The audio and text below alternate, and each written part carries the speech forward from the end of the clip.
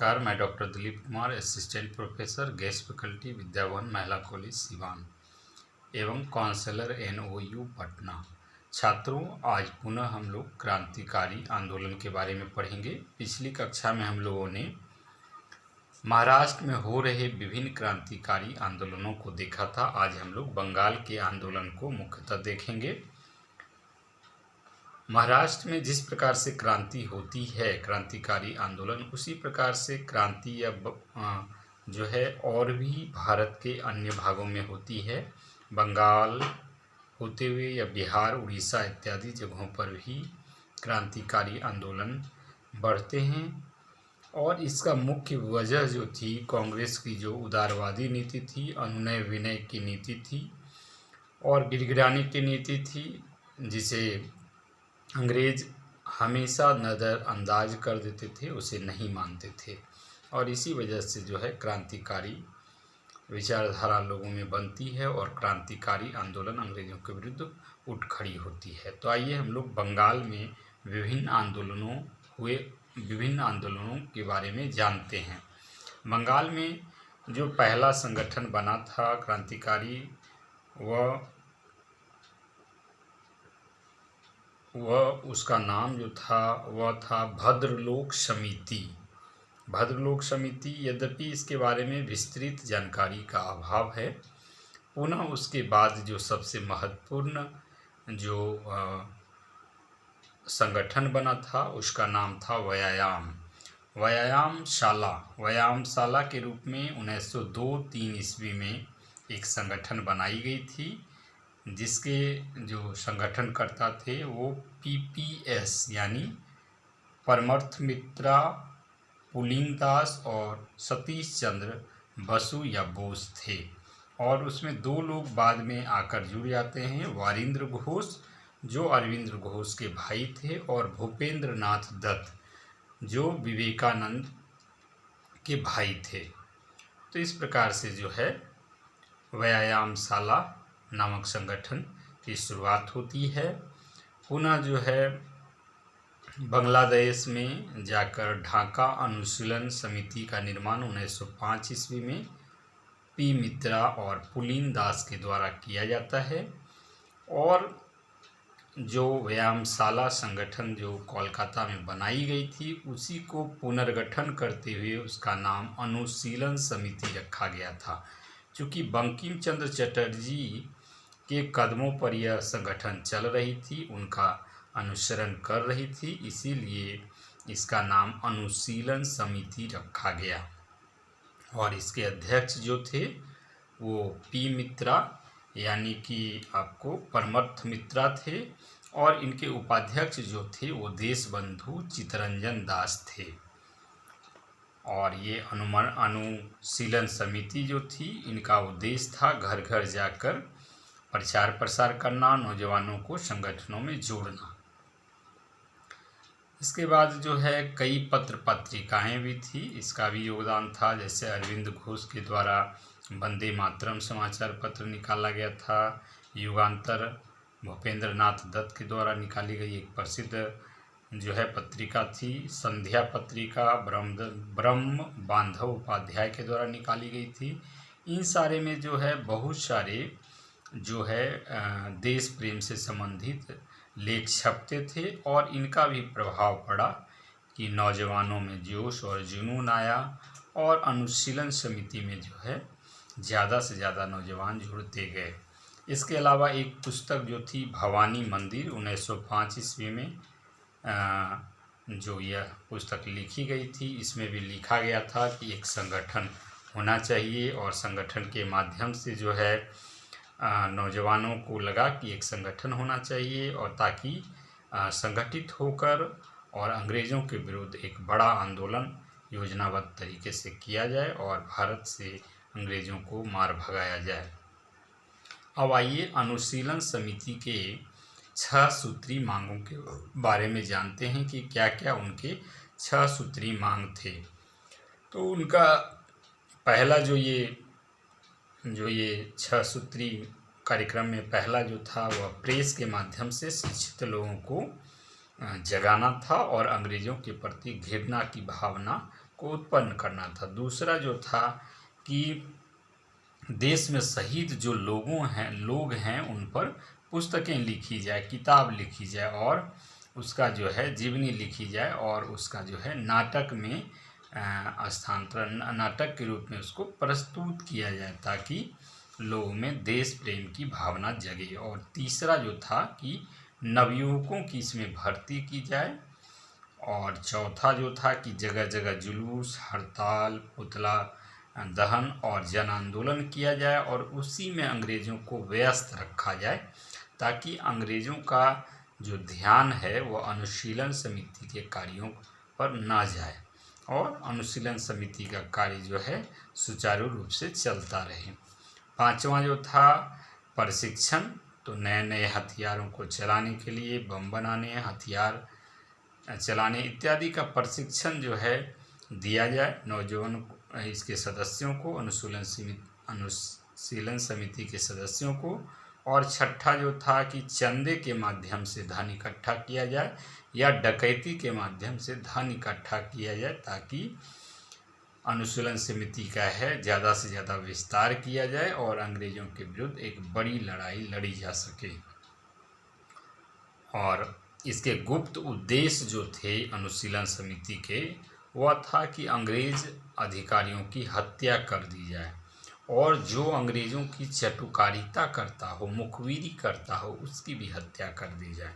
तो ये इसका गुप्त जो था उद्देश्य था अनुशीलन समिति का। साथ ही इसका अनुशीलन समिति का जो ध्येय था वह ध्येय वाक्य था खून के बदले खून।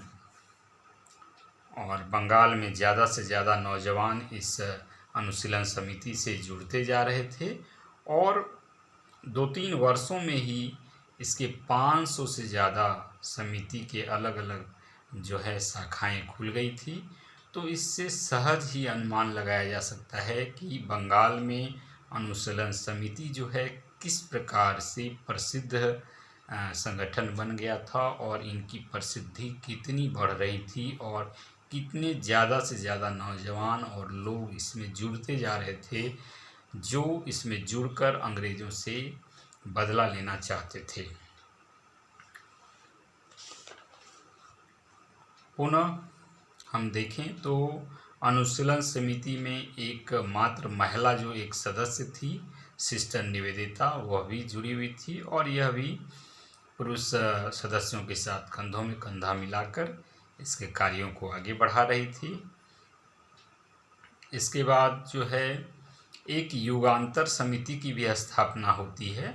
पहले युगांतर पत्रिका छपी थी जो भूपेंद्र नाथ के द्वारा निकाला जाता था, वह काफ़ी प्रसिद्ध थी, इसीलिए युगांतर पत्रिका के नाम पर ही युगांतर समिति का गठन वारिंद्र घोष के द्वारा की गई थी।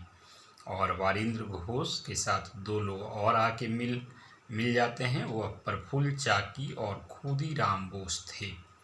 ये दोनों इनके संगठन में युगांतर समिति में जो है शामिल हो जाते हैं और इनके द्वारा जो है एक कांड जो है एक घटना की जाती है जो मुजफ्फरपुर बम कांड के नाम से जाना जाता है। यह मुजफ्फरपुर बिहार के ही बिहार प्रदेश का ही मुजफ्फरपुर ज़िला है और वहीं पर यह बम कांड की घटना होती है। यह भारत का पहला बम कांड घटना थी और वहाँ के ज़िला मजिस्ट्रेट जो होते हैं, डीएम होते हैं किंग्सफोर्ड, वो काफ़ी अत्याचारी थे और काफ़ी क्रूरता उनमें थी। लोगों को सताना, भारतीयों को के साथ दुष्टता करना उनकी आदतों में शुमार था। पुनः उनको न्यायाधीश के पद पर भी प्रमोशन दिया गया था। इसके वजह से जो है लोगों में काफ़ी निराशा थी कि इनके द्वारा जो है लोग भारतीयों के साथ अन्याय किया जाएगा और लोगों को प्रताड़ित किया जाएगा। और प्रफुल्ल चाकी और खुदीराम बोस उनको मारने की योजना बनाते हैं और जैसे ही एक पार्टी से किंग्सफोर्ड बग्घी से लौट रहे थे, उसी दौरान खुदीराम बोस और प्रफुल्ल चाकी के द्वारा उन पर बम फेंका जाता है। लेकिन एक संयोग अच्छा था उनका कि बम से वो बच जाते हैं और यह बम जो है मिस्टर केनेडी की पत्नी और पुत्री को जा लगती है और वो लोग की उनकी मृत्यु हो जाती है।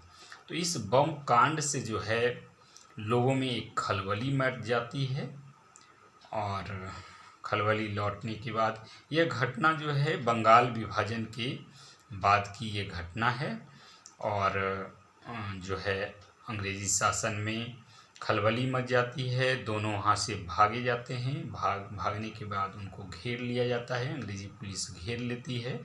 प्रफुल्ल चाकी जो है खुद को गोली मारकर अपनी हत्या कर लेते हैं।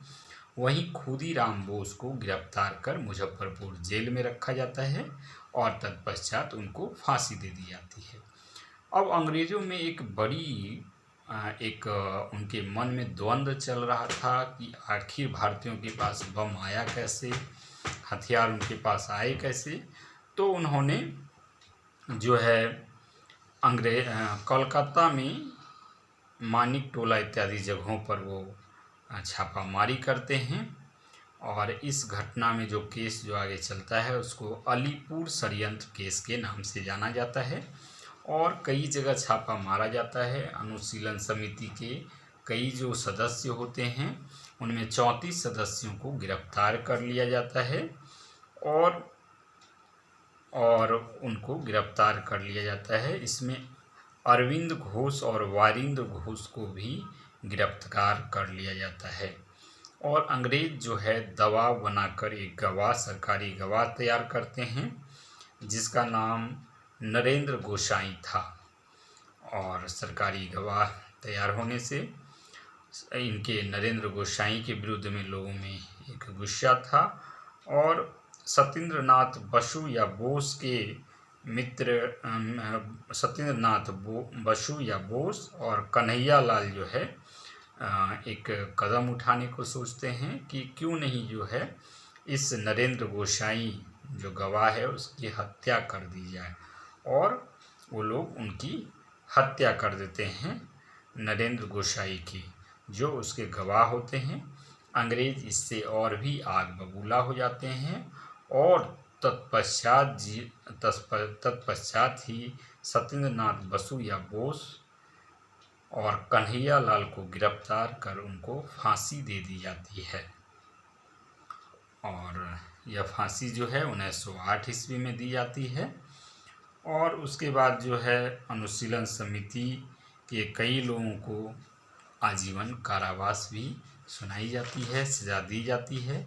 वारिंद्र घोष को भी आजीवन काले पानी की सज़ा दी जाती है और अरविंद घोष के ऊपर भी मुकदमा चलता है और उनके मुकदमे में उनके बचाव के लिए आप अनुशीलन समिति के जो उपाध्यक्ष थे देशबंधु चित्तरंजन दास, वो एक बड़े वकील थे, वो इसमें कूद पड़ते हैं और किसी भी परिस्थिति में वो उनको बचाना चाहते हैं अरविंद घोष को और पैरवी करके केस लड़के अरविंद घोष को वो बचाते हैं और उसके बाद अरविंद घोष जो है वो जेल से छूट जाते हैं और पुनः जो है अनुशीलन समिति पर आगे चलकर बंगाल में प्रतिबंध लगा दिया जाता है। उसको अनुशीलन समिति को गैर कानूनी घोषित कर दिया जाता है और अरविंद घोष जो कर्मयोगी जिन्होंने लिखा था, अंग्रेज इसको खोजने में अरविंद घोष को आगे भी लग जाते हैं, कई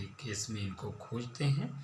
अरविंद घोष पांडिचेरी चले जाते हैं बंगाल छोड़कर और 1915 ईस्वी में वहाँ पर एक आश्रम की स्थापना उन्होंने की जिसका नाम था R.O. विले। तो इस प्रकार से हमने देखा कि किस प्रकार से अनुशीलन समिति जो है कितने क्रांतिकारी कार्य कर रहे थे। इसके बाद हावड़ा षड्यंत्र केस युगांतकारी से ही जुड़े एक व्यक्ति थे जो यतीन्द्र नाथ मुखर्जी थे, जिनको बाघा जतीन भी कहा जाता है और ये उस समय के deputy police superintendent Shamsul Ahmad की हत्या कर देते हैं और उनको गिरफ्तार कर लेती है अंग्रेज, लेकिन यह केस साबित नहीं हो पाता है और 1 वर्ष के बाद उनको वो जेल से रिहा हो जाते हैं। तत्पश्चात वो उड़ीसा चले जाते हैं और 1915 ईस्वी में अंग्रेजी सत्ता के विरुद्ध लड़ते लड़ते वो यतीन्द्र नाथ मुखर्जी शहीद हो जाते हैं। यतीन्द्र नाथ के ही को समर्पित करते हुए भारत सरकार की रेल मंत्रालय ने बंगाल के कोलकाता के मेट्रो में उनके नाम पर एक स्टेशन भी बनाया है जिसका नाम यतीन्द्र नाथ है। उसको समर्पित किया गया है यतीन्द्र नाथ को। तो इस प्रकार से वो हावड़ा षड्यंत्र केस को भी हमने देखा कि किस प्रकार से वो यतीन्द्र नाथ मुखर्जी जो है उसको घटना को अंजाम देते हैं। और एक और चीज़ देखें कि जब कांग्रेस में जो एक बड़े नेता होते हैं देशबंधु चित्तरंजन दास, उनकी 1925 ईस्वी में मृत्यु हो जाती है। यद्यपि वो स्वराज पार्टी की स्थापना करते थे लेकिन कांग्रेस से उनका बहुत ज़्यादा लगाव था। उनकी मृत्यु के बाद जो है कांग्रेस बंगाल में एक सुभाष चंद्र बोस संभालते हैं कमान, दूसरा जतीन्द्र मोहन सेनगुप्त संभालते हैं उसकी कमान। युगांतर पार्टी के लोग सुभाष चंद्र बोस को समर्थन कर रही थी। अनुशीलन समिति जो है वो जतीन्द्र मोहन सेनगुप्त का समर्थन कर रही थी। जतीन्द्र मोहन सेनगुप्त की पत्नी जो है नलिनी सेन कांग्रेस की अध्यक्ष बनती है 1933 ईस्वी में। कांग्रेस की 3 महिला अध्यक्षा बनती है 1917 में एनी बेसेंट, 8 साल बाद 1925 में सरोजिनी नायडू और पुनः 8 साल बाद 1933 ईस्वी में नलिनी सेनगुप्त। नलिनी सेनगुप्त के साथ जतीन्द्र मोहन सेनगुप्त का जो है वह लव मैरिज हुआ था 1909 ईस्वी में। और नलिनी सेनगुप्त इनका जो पुराना नाम था वो नेली ग्रे था और वो एक अंग्रेज महिला थी, लेकिन बाद में विवाह उपरांत वो नलिनी गुप्त के नाम से जानी गई। और जब उनके पति जो हैं जतीन्द्र मोहन सेनगुप्त वो 1929 ईस्वी में बंगाल के मेयर पद पर भी चुने गए थे। 1932 ईस्वी में उनको अंग्रेज गिरफ्तार करती है और पूना जेल में डालती है। तत्पश्चात दार्जिलिंग और पुनः झारखंड में उनको जेल में स्थानांतरित कर दिया जाता है। और 1933 ईस्वी में जब मदन मोहन मालवीय को कांग्रेस का अध्यक्ष बनने के लिए जो है अधिकृत किया जाता है तो मदन मोहन मालवीय को अंग्रेजी सरकार जो है गिरफ्तार कर लेती है। उस समय जो है कांग्रेस का कोई अध्यक्ष बनना नहीं चाहते थे। जो भी अध्यक्षता करते थे या कोई कार्यक्रम होता था तो अंग्रेज़ों की उस पर कड़ी निगाहें रहती थी और उनको अध्यक्षता करने वाले को गिरफ्तार कर लिया जाता था। लेकिन जितेंद्र मोहन